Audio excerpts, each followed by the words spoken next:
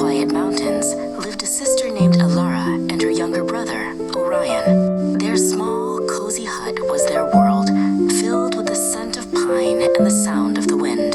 Alara worked hard every day, making sure they had food and a warm fire.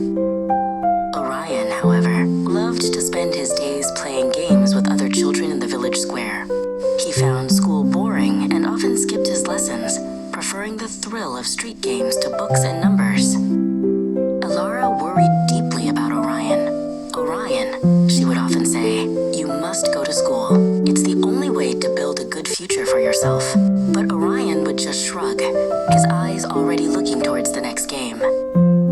One evening, after another long talk, Orion felt a knot of frustration in his stomach. He didn't want to be a burden. "I'll go to the city," he decided, "and earn money. Then Alara won't have to worry."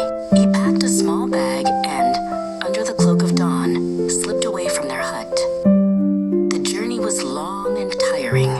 The city was a blur of tall buildings and noisy streets, so different from his quiet mountains. Orion felt small and lost amidst the bustling crowds, wondering how he would ever find work. As he sat by the roadside, feeling disheartened, a large, friendly truck pulled up beside him. The driver, a kind man named Silas, leaned out. "Lost, son?" he asked, his voice warm. Orion, hesitant at first, told Silas his story.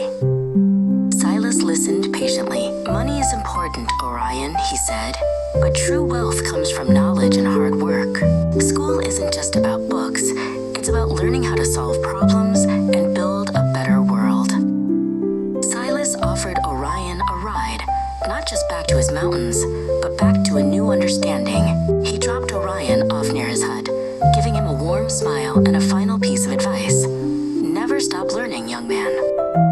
Alara was overjoyed to see Orion. From that day on, Orion dedicated himself to his studies. He remembered Silas's words and worked harder than ever, discovering a passion for how things were built and designed. Years passed, and Orion grew into a brilliant engineer, designing bridges and buildings that connected people and places. He and Alara lived happily in a beautiful home, always remembering the lessons learned and the kindness of a truck driver.